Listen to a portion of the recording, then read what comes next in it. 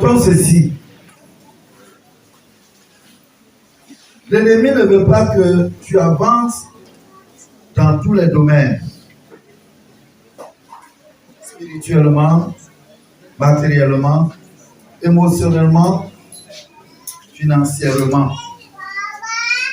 Le plan du diable, c'est de te bloquer.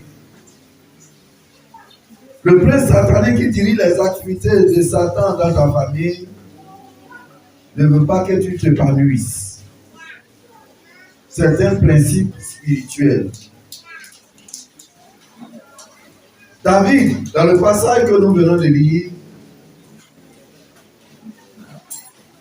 David devait marcher contre les Égyptiens. Et quand il est arrivé, ils lui ont dit, toi David, malgré ton armée, malgré tes exploits, nous avons appris ce que tu as fait à Goliath, ce que tu as fait dans telle localité, dans telle autre.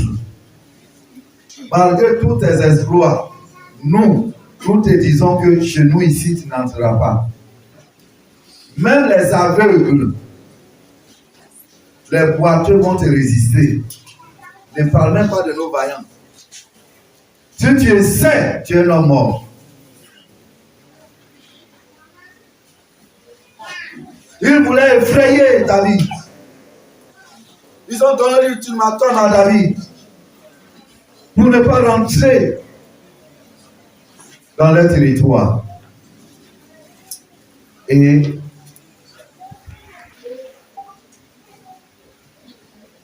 la Bible nous révèle que c'est un principe divin.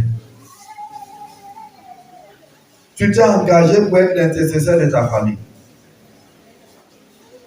Tu t'es engagé pour prier pour ta famille. Dès lors que tu t'es engagé, il y a la principauté de ta famille. Il y a des esprits qui vont te barrer le chemin dans certains domaines de ta vie. Ils ne voudront pas que tu t'épanouisses. Ils ne voudront pas que tu sois fort dans ce domaine. Oui, certains frères qui rendent témoignage. Maintenant, l'année passée, ce n'était pas comme ça. Ils ont combattu l'année passée. Ils ont eu la victoire. Ils ont même témoigné. Mais après, ils n'ont pas gardé leur victoire. Ils ne sont pas allés loin. C'est pendant que nous préparions cette rencontre que je me suis rendu compte que il y a beaucoup de gens qui rendent témoignage, même dans nos églises. Ils rendent témoignage après, demain tu le vois, c'est comme si Dieu n'a jamais rien fait de ça. Je me posais la question comment? C'est parce que dès que tu t'engages à exceller avec le Seigneur, l'ennemi viendra cette fois-ci pour te barrer le chemin dans certains domaines. Ce n'est pas partout. Le Seigneur me faisait comprendre qu'il y a des sœurs, elles crient, oh Seigneur, donne-moi le mariage. Oh, je veux un mari, je veux un mari.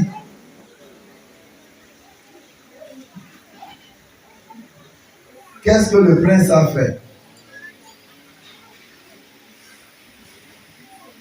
Le prince lui a dit, tu ne seras jamais obéissante. Et elle n'est pas capable d'obéir. Parce qu'il sait que si tu obéis correctement, tu vas rentrer là où tu dois être béni. Donc il va te bloquer avec la désobéissance. Si on te dit fais ça, on vient, tu n'as pas fait, ça ne te dit rien, même si on parle, tu t'énerves même, que les gens ne te comprennent pas. Toi, tu es célibataire et puis on dit d'obéir. C'est un esprit qui t'a barré la route. C'est un esprit. Il sait que quand tu vas commencer à obéir, tu vas demeurer béni et tu pourras rester dans la bénédiction de Dieu. Tu pourras recevoir ce que Dieu a dit. Ici, dans le passage que nous avons lu, David n'a pas tenu compte des menaces des habitants du pays. David les a battus. La Bible dit il est rentré et il s'est installé dans la forteresse. Et il a écrit dessus cité de David. Voici une catégorie de personnes. Quand l'année passée, ils ont frappé, ils sont rentrés dans la forteresse. Au lieu d'écrire cité, de mettre leur nom dessus, ils sont allés se promener au quartier. Et l'ennemi a récupéré la forteresse. Tu avais oublié que c'était une forteresse. Cette année, frère, fais tout pour garder toutes tes victoires. Les frères perdent rapidement la victoire. Ce n'est pas normal. David n'a pas perdu. Non seulement il a pris la forteresse, mais il a écrit son nom dessus. Et la Bible c'est devenu la cité de David. Les victoires déjà acquises, qu'est-ce que tu en as fait? Ce que Dieu t'a donné là, qu'est-ce que tu en as fait? Est-ce que tu as écrit ton nom dessus? C'était les injures dans la famille. Quand tu as renversé les idoles, tu as renversé l'injure. Les injures, Dieu t'a donné la victoire. Et puis, l'ennemi dit que lui, là, il ne va pas évoluer. Il te place des gens qui t'énervent, tu les insultes. Il t'a déjà barré la route.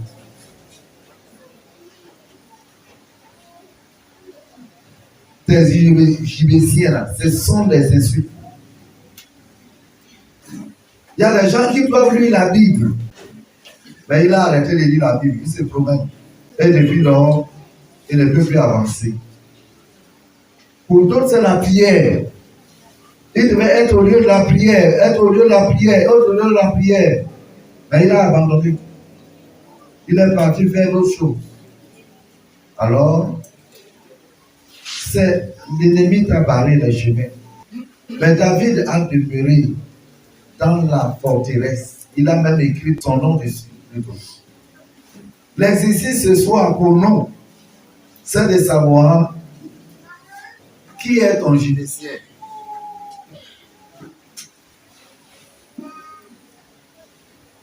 Ici, les habitants du pays s'appelaient Judéciens.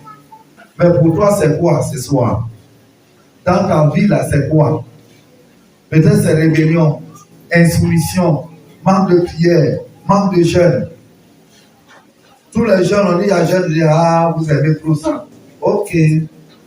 C'est l'ennemi qui dit que c'est ça qu'il a placé où. Tant que tu ne seras pas en train de jeûner, il sait que c'est là. Pour barrer la route, pour placer les jeunes. On place, on dit jeunes.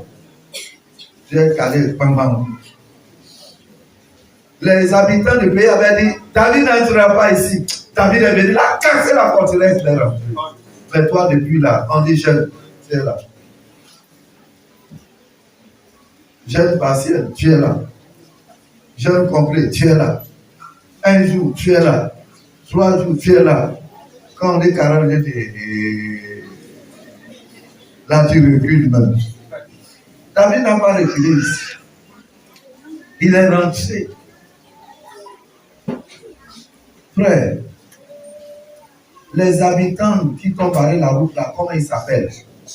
Ma prière est que tu décèdes dans ta vie. Qui me barre le chemin? Qui me barre le chemin? C'est le manque de prière. C'est le manque de jeûne. C'est le manque de consécration. Il y a des gens qui avaient appris à faire du bien aux autres. Maintenant, il a abandonné ça. L'ennemi dit, il ne va pas avancer. Faisons de sorte qu'il abandonne le bien. C'est moi seul. Ok. C'est ça qu'il devait faire. C'est le bien que tu devais faire. C'est ça qui devait te permettre de rentrer dans la forteresse et d'écrire ton nom. Mais tu as arrêté de faire. Tu as arrêté de faire. Qu'est-ce qui te bat le chien? Il faut que tu le trouves avant que nous commencions à prier. Qu'est-ce qui te bat le chien? Peut-être que tu dois t'entendre avec un frère, te réconcilier avec lui. Tu dis, lui là, jusqu'à ma mort, on va pas se parler. Ok, c'est toi qui as dit. Donc, les habitants de ce pays-là, qui t'ont barré le chemin, c'est le manque de pardon, de réconciliation. Qu'est-ce qui te bat le chemin? Il y a d'autres même, il y a certains frères plutôt, c'est de rendre grâce à Dieu pour la situation qu'ils sont en train de traverser. Mais toujours sont les plaintes des murmures. Il a placé les plaintes des murmures, c'est fini. Tu es là. Ça ne fait que s'agrandir. Ça ne fait que s'augmenter. Le jour que tu dois dire gloire à Dieu.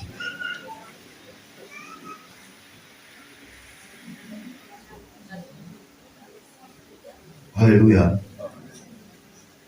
Le pasteur maintenant nous a rendu témoignage. Et il a deux petits enfants qui étaient en train de se bagarrer.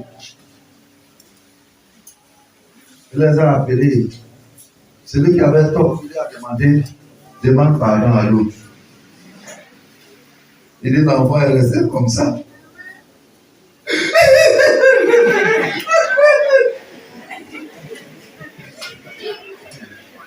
On ne l'a pas frappé. Hein. On lui a demandé de demander pardon. Il a éclaté en sanglots. Et si tu dois demander pardon à ta femme, demande-lui pardon. Si tu dois demander pardon à ton mari, demande-lui pardon. Si tu restes là, je renverse, je taille, je coupe, je jette. Alors que Dieu dit, tu dois demander pardon, tu dois demander pardon.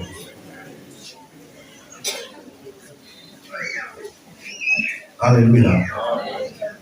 Les habitants du pays se sont dressés, ils disent même les aveugles, même les aveugles vont te résister.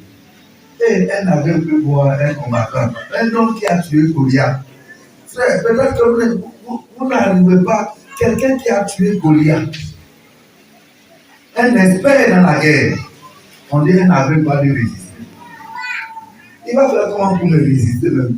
Un boiteux va me résister. Alors qu'ils voulaient, ils ont même mis David tellement bas. Où même les paroles, ça pouvait les démoraliser, de nous mener. Ouais. Mais la Bible dit non.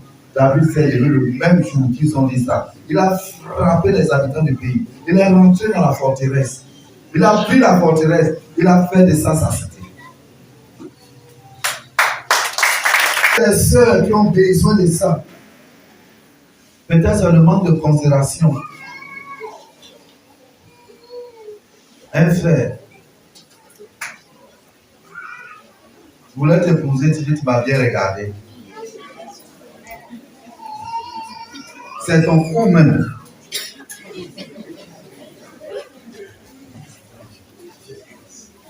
Depuis que tu avais dit ça au frère, tu as mis une croix sur le mariage. Et depuis là, tu cries, oh Seigneur, le mariage. Souviens-toi que voici ton Jébésien. Alléluia. Voici ton Jébusien, celui qui t'a barré la route. Celui qui t'a barré la route. C'est lui là.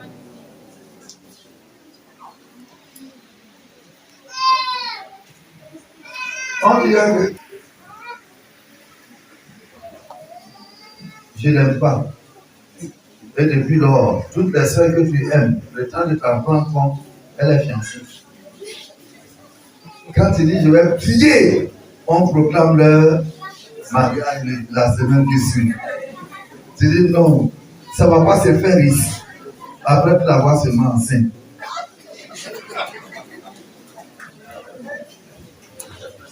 Ils se sont mariés jusqu'à lancer. Tu dis non, ça là, Dieu ne peut pas me faire ça.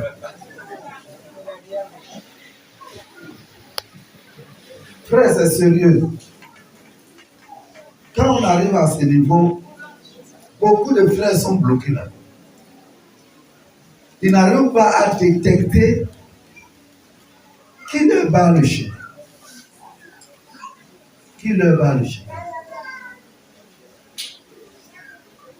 À certains frères qui rendaient fidèles, ils étaient fidèles à le compte rendu. Après, ils ont abandonné le compte rendu. C'est fini. Ils t'ont parlé le chemin. Ils ne sont pas contents.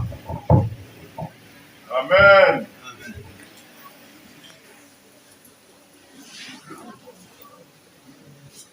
Il sait que si tu arrives à enlever cet obstacle, tu vas rentrer dans ta forteresse. Tu vas rentrer dans ta forteresse. Tu vas rentrer dans ta forteresse. Donc, vois qui te bat le chemin. Qu'est-ce qui te bat le chemin?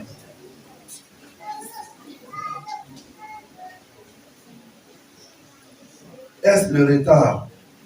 Est-ce la négligence? Est-ce la paresse?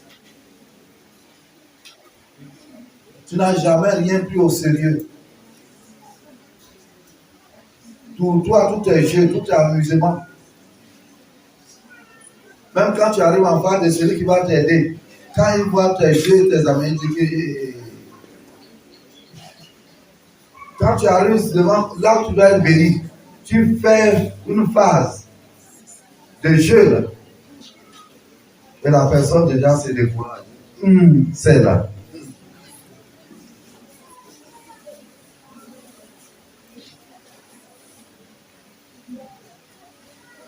Alléluia. Amen.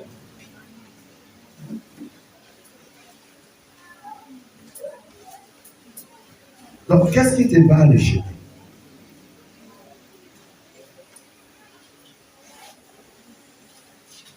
Si tu as trouvé, nous allons prier. Parce qu'il faut que tu trouves. Qu'est-ce que c'est ça qui doit frapper ce soir. C'est ça qui doit ôter de ta vie. Vous voyez des frères, ils viennent. On prêche l'évangile, on dit donnez vos vies à Jésus. Il dit moi, je suis déjà chrétien. On ne dit rien. On insiste. Le Saint-Esprit lui dit toi là, lève-toi, va donner ta vie à Jésus. Il s'assoit. Après, il devient, il a fait 3 mois avec nous, 1 an avec nous. Il est là, on pense que c'est un frère. Mais là, Dieu sait que celui-là, il est bloqué. Il ne va pas grandir spirituellement. Parce qu'il n'a pas donné la vie à Jésus. C'est pourquoi quand nous prêchons, nous insistons, de sorte que si quelqu'un doit donner la vie à Jésus, qu'il le fasse. Ce n'est pas la démagogie, frère. Ce n'est pas que si tu veux, tu le fais, tu veux, tu laisses. Non. Là où tu dois obéir, tu obéis, tu es béni. Si tu résistes, tu n'auras pas la bénédiction.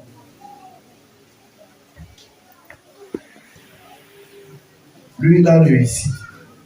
Nous aussi, nous devons réussir notre part. Si David a réussi, ça veut dire qu'on peut réussir. Alléluia. Amen. Avec Jésus, nous devons réussir. Tu dois enlever l'obstacle. Et tu vas devenir un enfant de Dieu qui peut garder les victoires. C'est pourquoi je vous disais, tu vois des gens qui viennent en témoignage, non, croient en son nom. Jésus leur a donné le pouvoir de devenir enfant de Dieu. Tu dois devenir un enfant de Dieu. Ainsi, ta voix sera entendue, tes prières seront écoutées et Dieu pourra donner la délivrance à ta famille. Parce que c'est en Christ qu'on devient un intercesseur. C'est en Christ qu'on devient un sacrificateur. Donc, de donner la vie à Jésus.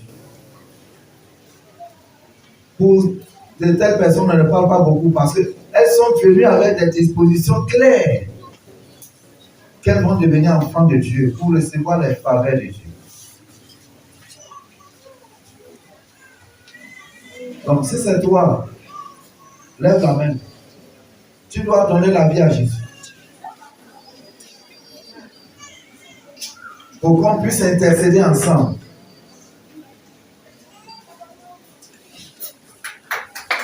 Oui.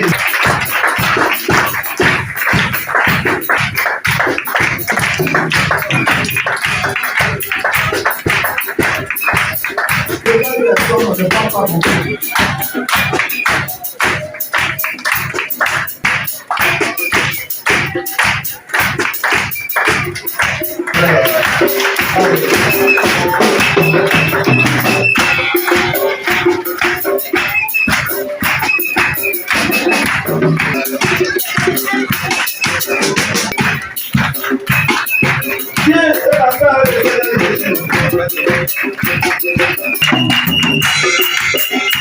C'est l'occasion de donner ta vie à Jésus, à nouveau. Si c'est toi, lève-toi et viens. Vaincu par un péché. Ce péché va rester. S'il ne vient pas, ça va rester comme la forteresse.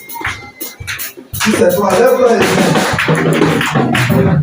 Lève-toi et je dis, on bloque la vie.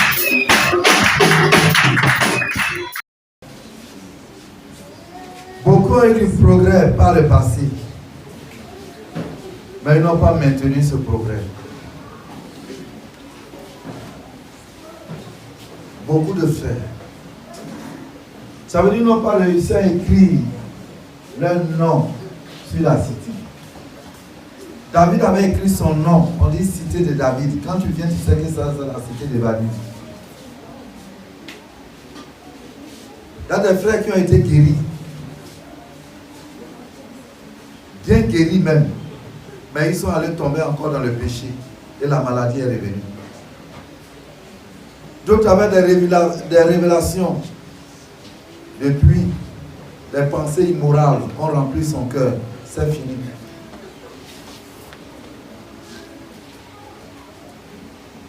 Tu avais la capacité de prêcher l'évangile. Depuis que tu as résisté au Saint-Esprit, tu as perdu cela. Nous allons demander le rétablissement de ces choses.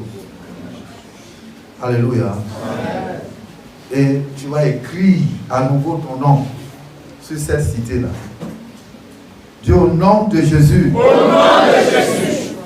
Je veux rétablir, mon progrès, dans tous les domaines, que j'ai perdu. Effectivement, Seigneur, j'avais fait du progrès dans certains domaines, mais je ne comprends plus. Je suis tombé. Oh Père, aujourd'hui, je rétablis l'ordre. Au nom de Jésus-Christ. En ayant déjà enlevé ce qui faisait l'obstacle. Au nom de Jésus. Je me rétablis dans mon progrès. Au nom de Jésus-Christ. Je me rétablis dans mon progrès. Sur le plan spirituel. Sur le plan financier. Sur le plan émotionnel. Sur le plan physique. Je m'établis dans mon progrès. Et j'écris mon nom. À nouveau. Cité du frère Thio. Au nom de Jésus. J'établis ma victoire.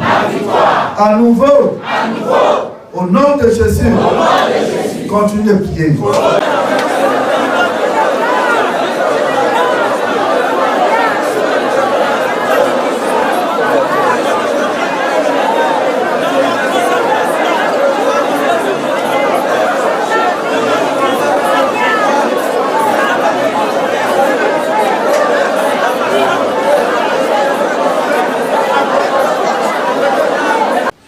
Je m'établis dans ma forteresse.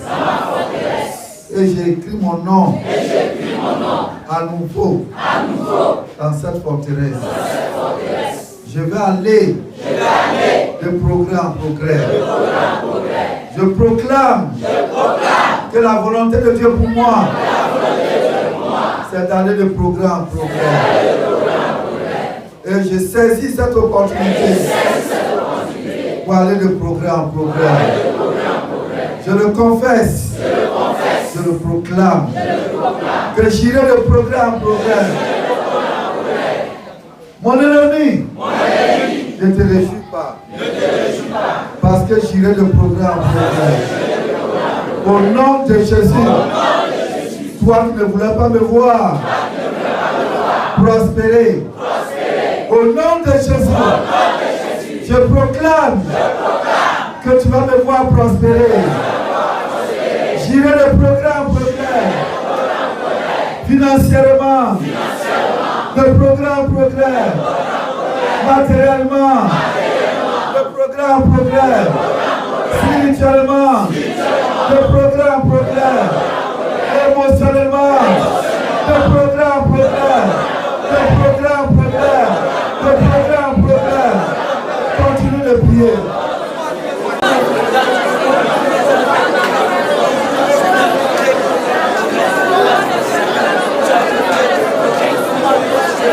Qui a empêché les frères d'aller de progrès en progrès. Te jugeons et nous libérons nos frères. Au nom de Jésus. Toi qui as empêché les assemblées d'aller de progrès en progrès. Au nom de Jésus-Christ. Nous libérons nos assemblées.